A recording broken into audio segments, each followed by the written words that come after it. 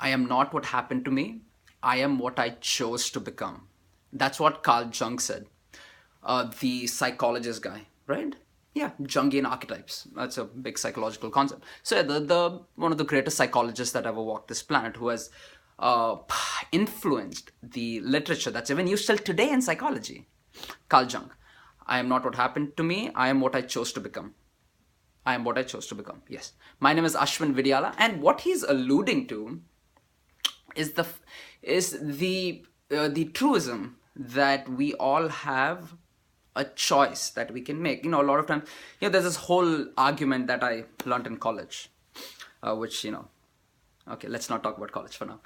So yeah, I learned this whole thing, about nature versus nurture. It's not only, it's like there are two aspects to everything. One is the environment, what happens to you, and then there is your genetic predisposition, your genes, what your hereditary traits, right? Hereditary traits, or however you even say that word. I have no idea. So yes, so basically, it's about taking responsibility. Everything that happens to you, you can either succumb to it or you can choose to respond. You can either react or you can respond. I've heard pain is inevitable, but suffering is optional. They all again point back to the same thing. If anything happens to you, it doesn't mean that, like something bad happens to you, just roll over and die. That happens, or you can fight back and you can win.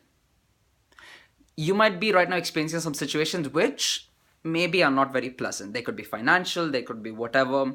If you're experiencing financial situations right now and you're not living the lifestyle that you are comfortable with, that you're not happy with. See, money is not the most important thing in life. 100%.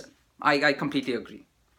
But we do live in a society where it matters, at least to some degree. It just gives you more options. It makes your life easier. You can take better vacations. You can provide your family with better things.